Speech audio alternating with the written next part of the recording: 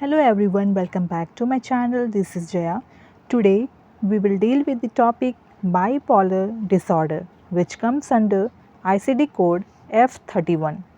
आज हम लोग बाइपोलर डिसऑर्डर के बारे में पढ़ेंगे जो कि ICD कोड F31 के अंदर में आता है। बाइपोलर डिसऑर्डर को हम मैनिक डिप्रेसिव डिसऑर्डर के नाम से भी जानते हैं क्योंकि इसमें मेनिया के सिम्टम्स भी आपको देखने को मिलेंगे और साथ ही साथ डिप्रेशन के सिम्टम्स भी आपको देखने को मिलेंगे, इसलिए इसको मैनिक डिप्रेसिव डिसऑर्डर भी कहा जाता है। This is characterized by recurrent episodes of mania and depression in the same patient at different times. It usually occurs between ages 20 and 30.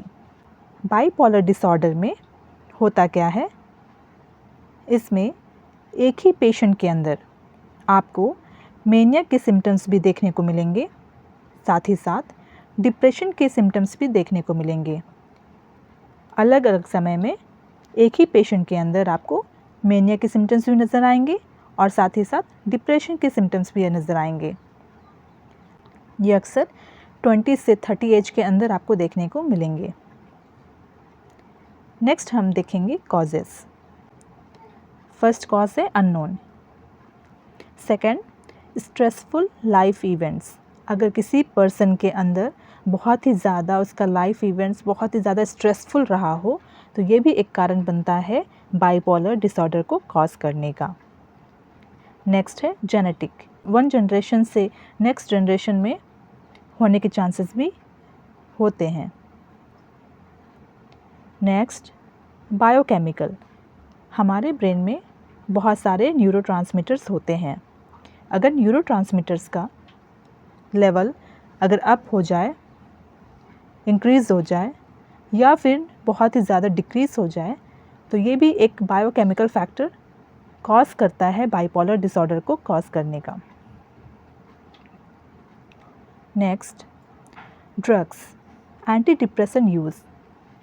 अगर कोई पर्सन बहुत ही ज़्यादा एंटी डिप्रेसेंट ड्रग्स का यूज़ कर रहा हो तो ये भी एक कारण बनता है बाइपोलर डिसऑर्डर को कॉज करने का। Next, sleep deprivation. अगर किसी पर्सन में बहुत ही ज़्यादा स्लीप लॉस हो, वो सो नहीं पा रहा हो, रात भर या दिन भर 24 घंटा अक्सर वो जगा रहा हो तो ये भी एक कारण बनता है बाइपोलर डिसऑर्डर को कॉज करने का। Next, hypothyroidism. हाइपोथायरॉयडिज्म भी एक फैक्टर है बाइपोलर को कॉज करने का। नेक्स्ट हम देखेंगे साइन एंड सिम्टम्स। दोनों में डिफरेंस देखेंगे। फर्स्ट है manic phase and second is depressive phase. आपको क्या क्या साइन और सिम्टम्स पेशेंट के अंदर देखने को मिलेंगे। मैनिक फेज में पेशेंट क्या दिखाएगा, ग्रैंडियोज और हाइपर इरिटेबल, बहुत ही ज़्यादा अपने आप को सुपीरियर समझने लगता है, बहुत ही ज़्यादा हाइपर एक्टिविटी करने लगता है। ऐसे सिम्टम्स आपको मेनिया वाले पेशेंट के अंदर देखने को मिलेंगे जब उसका मैनिक फेज रहेगा। Next, depressive phase, low self esteem. इसमें पेशेंट सोचेगा कि मुझसे कुछ भी हो नहीं सकता, मैं किसी भी काम का नहीं हूँ, मैं कुछ भी अपने काम के प्रति अपने आप को लेकर वो कॉन्फिडेंस नहीं रहेगा कि कोई भी एक्टिविटी वो अच्छी तरीके से पूरा कर सकता है। वो अपने आप में अपने आप को लेकर बहुत ही ज़्यादा नेगेटिव सोचने लगेगा कि मैं कुछ भी किसी भी काम को मैं नहीं कर पाऊँगा। द पेशेंट के अंदर कॉन्फिडेंस नहीं रहेगा, वो सोचेगा कि मैं इस काम को नहीं कर सकता हूँ, उसके अंदर नेगेटिव थॉट्स ज़्यादा आ जाएंगी, उसका जो कॉन्फिडेंस लेवल रहेगा वो बहुत ही ज़्यादा लो हो जाएगा। नेक्स्ट, जब पेशेंट का मैनिक फेज होगा उसमें क्या सिम्टम्स देखने को मिलेंगे, साइकोमोटर एक्टिविटी इंक्रीज्ड। उसके जो साइकोमोटर एक्टिविटी रहेगा वो बहुत ही ज़्यादा बढ़ा हुआ रहेगा, लेकिन डिप्रेसिव फेज में पेशेंट का साइकोमोटर एक्टिविटी बहुत ही ज़्यादा डिक्रीज्ड हो जाएगा। Next, impaired judgement. Manic phase में पेशेंट का जजमेंट इम्पेयर्ड रहेगा। डिप्रेसिव फेज में आपको क्या देखने को मिलेगा, होपलेसनेस, वो बहुत ही ज़्यादा होपलेसनेस फील करेगा। अपैथी, कोई भी उसको किसी भी चीज़, कोई भी एक्टिविटी करके उसको खुशी नहीं मिलेगी, इमोशनल ब्लंट हो जाएगा। मैनिक फेज में patient rapid speech with frequent topic changes, बहुत ही जल्दी एक टॉपिक से दूसरे टॉपिक में वो शिफ्ट करेगा। लेकिन डिप्रेसिव फेज में पेशेंट म्यूट हो जाता है, म्यूटिज़म। आपको क्या मिलेंगे, क्या देखने को मिलेंगे? म्यूटिज़म। डिप्रेसिव फेज में पेशेंट के अंदर सुसाइडल आइडियाज़ ज़्यादा आएंगे, अपने आप को हार्म करने की कोशिश करेगा। मैनिक फेज में patient decreased need for sleep and food. Manic phase में पेशेंट क्या करता है, अब खाने पीने का ध्यान नहीं देता है, उसकी जो स्लीप है वो कम हो जाएगी, खाना खाने की जो आदतें हैं वो कम हो जाएंगी।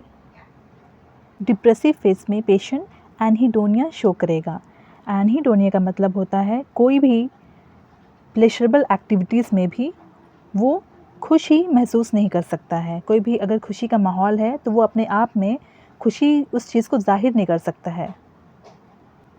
नेक्स्ट, मैनिक फेज में पेशेंट गॉडी एंड फ्लैम्बोयेंट क्लोथिंग, ऐसे तैयार होंगे कि बहुत ही ज़्यादा भड़कीले कपड़े पहन लेंगे, बहुत ही ज़्यादा हाइपर एक्टिविटी में रहेंगे, इस तरीके के क्लोथिंग वो वियर करते हैं।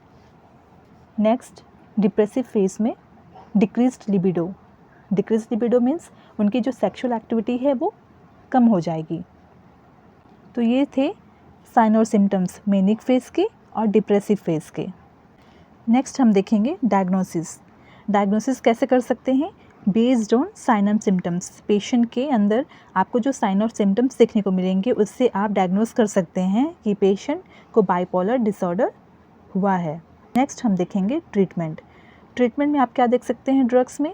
लिथियम, एंटी डिप्रेसेंट ड्रग्स जैसे कि सिटालोप्रैम, सर्ट्रलिन, एसिटालोप्राम, ये देकर भी आप बाइपोलर डिसऑर्डर को कम कर सकते हैं। Next, antipsychotic drugs. Antipsychotic drugs में आते हैं क्लोरप्रोमाजीन, हेलिपेरिडोल, लॉक्सापिन। ऐसे ड्रग्स एंटीसाइकोटिक ड्रग होते हैं जो इसको देकर भी बाइपोलर डिसऑर्डर को कम करने की कोशिश करते हैं।